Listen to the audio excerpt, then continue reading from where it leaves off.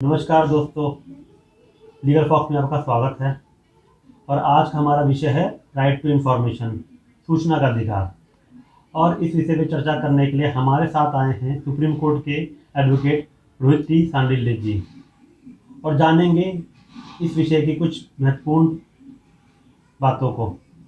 और video start करने से पहले मैं आपसे कहना चाहता हूँ कि अगर आपने हमारे चैनल को सब्सक्राइब ना करा हो तो सब्सक्राइब कर लें और साथ ही बेल आइकन को प्रेस कर दें, जिससे आने वाली हमारी वीडियोस की इन्फॉर्मेशन आपको मिलती रहे।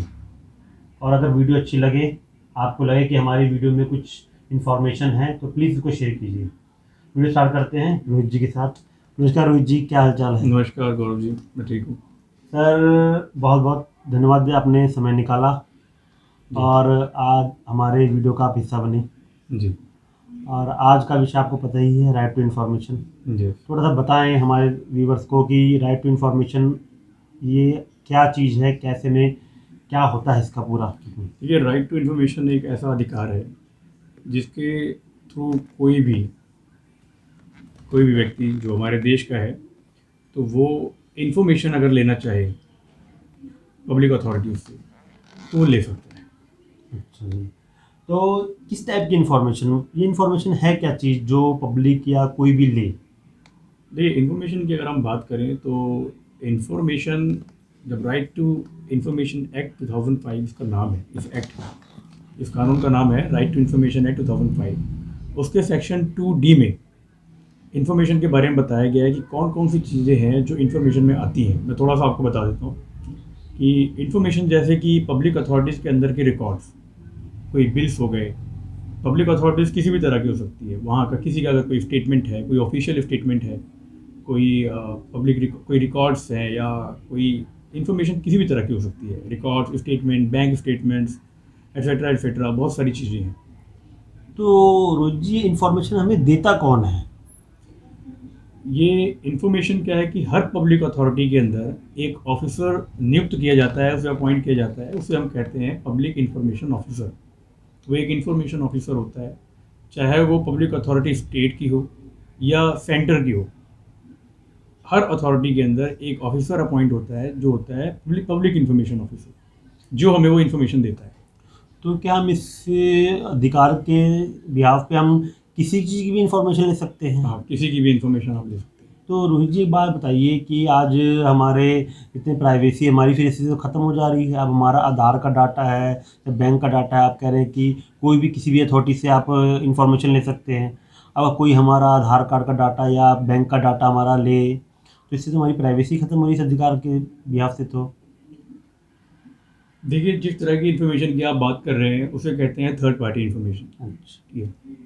RTA एक्ट के सेक्शन 11 के अंदर इसके बारे में भी बताया गया हुआ है कि अगर कोई भी इन्फॉर्मेशन, क्योंकि एक जैसे राइट टू इन्फॉर्मेशन है, उस तरह से हमारे देश में कानून है right to privacy, life and liberty के अंदर आता है वो। तो अगर कोई ऐसी इन्फॉर्मेशन जो किसी थर्ड पार्टी से बिलोंग करती है, तो जब कोई पब्लिक इन्फॉर्मेशन ऑफिसर के पास कोई ऐसी एप्लीकेशन जाती है कि जो इन्फॉर्मेशन किसी थर्ड पार्टी से बिलोंग करती है या उसकी पर्सनल इन्फॉर्मेशन होती है, तो वो तभी उसको दी जाती है कि जब उसका कुछ यूज़ हो। मेरा मतलब है कि पब्लिक इंटरेस्ट में अगर उस इन्फॉर्मेशन की ज़रूरत है देने की, तब तो उसे वो इन्फॉर्मेशन प्रोवाइड की जाएगी। अदरवाइज़ पब्लिक इन्फॉर्मेशन ऑफिसर को जैसे ही वो एप्लीकेशन मिलती है, विद इन 5 डेज़ वो उस एप्लीकेशन, एक नोटिस जो है उस थर्ड पार्टी को भेजता है कि किसी एप्लीकेंट ने ये एप्लीकेशन लगाई है और आपके बारे में इन्फॉर्मेशन मांगी है। अगर उस थर्ड पार्टी को अगर कोई ऑब्जेक्शन करना है या उसको कोई ऑब्जेक्शन है, तो वो सडनली वहाँ पे तुरंत जो है वहाँ पे जाके अपना ऑब्जेक्शन को दे सकता है, मना कर सकता है। मतलब रोहित जी, इसका मतलब ये हो कि हम किसी चीज़ की भी किसी भी अथॉरिटी से हम अपनी इन्फॉर्मेशन निकलवा सकते हैं, बट अगर किसी पर्सनल किसी की प्राइवेसी से रिलेटेड हुआ तो उसके लिए पहले उस बंदे के पास या उस अथॉरिटीज़ के पास वो एक नोटिस जाएगा। अगर वो एग्री होंगे तब हमारी इन्फॉर्मेशन आगे इशूड होगी। अगर कोई ऐसी इन्फॉर्मेशन है जिससे बहुत पब्लिक एट लार्ज, जिसका इंटरेस्ट जुड़ा हुआ है, पब्लिक का इंटरेस्ट जुड़ा हुआ है, अगर उस तरह की इन्फॉर्मेशन है, तो उस थर्ड पार्टी के पास जो है 5 डेज़ के अंदर या 10 डेज़ के अंदर एक नोटिस जाता है, और उसको 10 डेज़ का टाइम दिया जाता है कि वो आके 10 दिनों के भीतर जो है अपना ऑब्जेक्शन, अगर उसको कुछ है तो अपना शो करे। अच्छा रोहित जी, एक चीज़, एक सवाल और है कि इस पूरे पूरे जो पूरा हमारा प्रोसीजर है राइट टू इंफॉर्मेशन का, जिसको और आईटीआर कहते हैं, जो नॉर्मल RTI आईटीआई सॉरी कहते हैं, सॉरी आरटीआई, जी। तो इसमें टोटल कितने दिन का प्रोसीजर है और कितना इसमें खर्च होता है? अगर एक नॉर्मल सिटीजन को यूज़ करना हो तो कैसे वो इसको फॉलो करेगा? आमतौर पे RTI में जो है 30 दिन का टाइम होता है। अगर आप कोई एप्लीकेशन मूव करते हैं तो विद इन 30 डेज़ के अंदर जो पब्लिक इंफॉर्मेशन ऑफिसर है वो आपको इन्फॉर्मेशन देगा। और अगर 30 डेज में ना इन्फॉर्मेशन मिले फिर क्या करना होगा रोहित जी? अगर वो 30 डेज़ में इन्फॉर्मेशन नहीं देता है तो उसके लिए आप उसकी जो हायर अथॉरिटी होती है वहाँ पे आप अपील कर सकते हैं। उस अथॉरिटी को कहते हैं फर्स्ट अपीलेट अथॉरिटी। जब वो अपील आप करते हैं तो 30 दिन का टाइम फिर भी आपको मिलता है। 30 डेज़ के अंदर अपील का भी रिस्पॉन्स आता है, या अगर कोई ऐसे सर्कमस्टांसेस आते हैं तो 45 डेज से ज़्यादा वहाँ पे नहीं रहते, तो आप कोई भी वो ले सकते हैं। तो रोहित जी, इसमें टोटल खर्च कितना लगता है अगर एक देखा जाए तो? बेसिक अगर एक नॉर्मल, अगर मैं चाहूँ कि मैं किसी डिपार्टमेंट से कोई इन्फॉर्मेशन चाहिए मुझे, तो कितना खर्च में काम हो जाता है?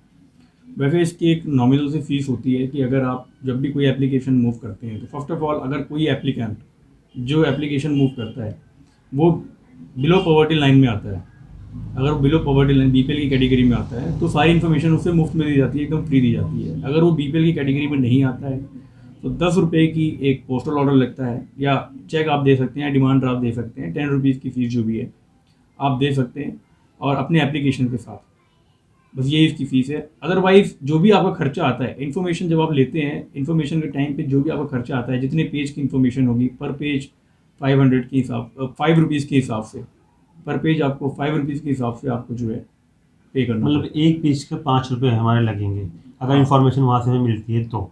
है। यस। अच्छा रोहित जी, एक मैं देखो, हम एक कॉमन आदमी की बात कर रहा हूँ कि थोड़ा सा कॉमनली अगर आप बताया जाए तो कैसे, अगर मुझे किसी चीज़ की इन्फॉर्मेशन निकालनी है तो मुझे क्या करना चाहिए, एक नॉर्मल रफली जैसे कॉमन तरीके से?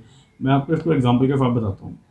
फॉर एग्जांपल, अगर आपने कहीं जर्नी की हो, आपने रिसेंटली भी ट्रेन में कहीं जर्नी की, और आपको ये पता लगाना है कि भाई कौन कौन से लोग उस टाइम पे आपके साथ जा रहे थे, या कोई पर्टिकुलर आदमी या पर्टिकुलर पैसेंजर उस ट्रेन से गया कि नहीं गया, तो आप जो है रेलवे के अंदर, रेलवे पब्लिक अथॉरिटी है, आप रेलवे के अंदर उसके पब्लिक इंफॉर्मेशन ऑफिसर को एक एप्लीकेशन आप मूव करते हैं, RTI की एप्लीकेशन। आप जो भी इन्फॉर्मेशन चाहते हैं, आप इन्फॉर्मेशन उस एप्लीकेशन में लिखते हैं, एक 10 रुपये का पोस्टल ऑर्डर के साथ उसको पोस्ट कर देते हैं। तो जो भी उससे रिलेटेड जो भी रेलिवेंट इन्फॉर्मेशन उसके पास होगा वो आपको विद इन 30 डेज में प्रोवाइड कर देगा। बहुत सिंपल प्रोसेस है इसका। तो वो बाय पोस्ट हमारे पास आया कि हमें जाना पड़ता है लेने के लिए? जब आप एप्लीकेशन लगाते हैं तो आप एप्लीकेशन में मूव करते हैं, बाय डिफ़ॉल्ट वो बाय पोस्ट आता है। जैसे आपने अगर एप्लीकेशन लगाई होगी, अगर आपने मेल के थ्रू एप्लीकेशन भेजी है तो हो सकता है मेल पे आपको रिप्लाई आ जाए, सब आपको इन्फॉर्मेशन मिल जाए। अदरवाइज आपको बाय पोस्ट आपके एड्रेस पे इन्फॉर्मेशन मिल जाएगी। तो रोहित जी, जो आपने भी कहा कि पर पेज 5 रुपये लगेंगे इन्फॉर्मेशन के, तो वो हमें कब पेड करना पड़ेगा जब बाय बाय पोस्ट? जब आप इन्फॉर्मेशन मांगते हैं, जब आप उसके साथ 10 रुपये का पोस्टल ऑर्डर लगाते हैं, तो वो 10 रुपये जो होते हैं वो एक तरह की फ़ीस होती है। अगर उतने में इन्फॉर्मेशन आपको मिल सकती है तो दोबारा आपसे वो मांगेंगे नहीं।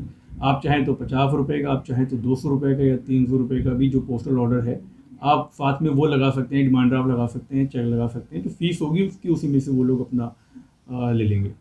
अच्छा रोहित जी, नहीं तो फिर वो आपको अपने आप बता देंगे कि हमें इतनी इन्फॉर्मेशन, या आपको बता देंगे कि इतना इन्फॉर्मेशन इतने में हम प्रोवाइड कर रहे हैं, आप इतने फीस और जमा करा दीजिए। तो रोहित जी, मैं थोड़ा समझना चाहूँगा और अपने दर्शकों को समझाना चाहूँगा कि मान लीजिए मैंने एक राशन कार्ड अप्लाई करा है, जो मेन यहाँ के हमारे बेसिक, हमारे जो सब में दिक्कत, सबको ही प्रॉब्लम है। आज हमने राशन कार्ड अप्लाई करा, राशन कार्ड को 6 महीने साल हो गया है, वो हमारा अप्लाइड है, और हम चेक करते हैं तो ऑनलाइन वो शो करता है कि पेंडिंग है। तो क्या हम इस बिहाफ पे हम पता कर सकते हैं कि कैसे हमारा राशन कार्ड पेंडिंग है और क्या दिक्कत है उसके अंदर? बिल्कुल आप पता लगा सकते हैं। जो भी फूड एंड कंज्यूमर डिपार्टमेंट है, जिसके अंतर्गत भी ये पब्लिक अथॉरिटी आती है, ये इस अथॉरिटी के अंदर आप इसके इन्फॉर्मेशन ऑफिसर को आप एप्लीकेशन मूव कर सकते हैं, और जो भी आपका रेफरेंस नंबर, या ऑनलाइन अगर ऑनलाइन आपने अप्लाई किया हुआ है तो उसको आपको रेफरेंस नंबर वगैरह जरूर मिला होगा। हाँ जी। तो उसकी डिटेल लिख करके उसका स्टेटस आप जान सकते हैं कि उसका कब तक है, क्या उसके अंदर आगे होना है, क्या प्रोसीजर होना है। तो श्योरली वहाँ से जो है आपको इन्फॉर्मेशन मिलेगी। अच्छा रोहित जी, एक चीज़ और पूछनी थी, क्या हमें जो राइट टू इन्फॉर्मेशन जिसको हम लगाते हैं या जो हम आप प्रोसीजर बता रहे हैं, क्या इससे हमारे उस काम को कोई स्पीड मिलती है कि वो वैसे का वैसे ही रहता है, खाली हमें इन्फॉर्मेशन प्रोवाइड होती है? ये ओनली आपको इन्फॉर्मेशन मिलती है, आपका जो स्टेटस पता लगता है कि एग्जैक्टली क्या चीज़ है, आपको सिर्फ एक इन्फॉर्मेशन मिलती है। बाकी ये कोई प्रोसीजर नहीं है, ये कोई एक्शन नहीं है। अगर आपको उसके ऊपर एक्शन लेना है तो जो इन्फॉर्मेशन आपको मिलती है उसके बेस पर आप जो है अलग से आप जो है जो भी आपकी लीगल एक्शंस वगैरह आप अगर लेना चाहते हैं तो आप ले सकते हैं। तो मतलब रोहित जी, अगर हमें कोई सवाल है गवर्नमेंट डिपार्टमेंट से, तो हम इसको फाइल करके अपना 100-150 रुपये खर्च करके हम वहाँ से 30 दिन के अंदर से इंफॉर्मेशन कलेक्ट कर सकते हैं? 100-150 रुपये तो मैं फिक्स नहीं कहूँगा। इन्फॉर्मेशन मतलब जो है वो तो कोई भी ले सकता है। बहुत सिंपल है, देखना पड़ता है कि इन्फॉर्मेशन किस तरह की आप ले रहे हैं, क्यों पब्लिक अथॉरिटी से आप ले रहे हैं। मतलब वो जो मेरा इन्फॉर्मेशन ले रहे हैं वो कितनी बड़ी इन्फॉर्मेशन, उसका साइज़ क्या है, कितनी बड़ी नहीं, मतलब डिटेल मेरा है। कॉमन सा क्वेश्चन है, मतलब ये है कि जैसे कि हम एक नॉर्मल रेल बता रहे हैं कि रेयर सी चीज़ जो 10 रुपये से लेके हम 150 रुपये मांग लेते हैं, इसमें हमारा डिमांड ड्राफ्ट भी हो गया, हमारा नॉर्मल खर्च भी हो गया, एक छोटी सी एप्लीकेशन अगर हम देखी जाए तो। बिल्कुल बिल्कुल नॉर्मल से यही है कि आपका एक इतना ही जो एक लगता है कि आप जो भी छोटे मोटे एप्लीकेशन लिखने से ले करके उसको लगाने तक जो भी नॉर्मल चार्जेस होंगे आप समझ सकते हैं, वही है। बाकी 10 रुपीज़ उसकी मिनिमम फीस है, एंड इसके ऊपर जो अगर वहाँ पे फीस पे करनी होगी वो अपने आप बता देंगे। ठीक है रोहित जी, बहुत अच्छी इन्फॉर्मेशन मिली, और मैं धन्यवाद कहूँगा कि आपकी इन बातों से हो सकता है हमारे व्यूअर्स के मन में जो सवाल हो उनका जवाब मिल गया हो, जिनको पता ना हो इसके बारे में उनको नॉलेज मिल गई हो। और उसके साथ भी अगर मैं कहना चाहता हूँ कि अगर आपके कोई सवाल रह गए हों जो मैं शायद पूछ ना पाया हूँ या आपके मन में कुछ हो, तो प्लीज़ कमेंट में हमें कीजिए, हम ज़रूर रोहित जी के साथ रखेंगे और इस विषय में चर्चा करेंगे, और आपका सवाल का जवाब हम वीडियो के माध्यम से दिया जाएगा। धन्यवाद। धन्यवाद रोहित जी, धन्यवाद। Thank you. Thank you.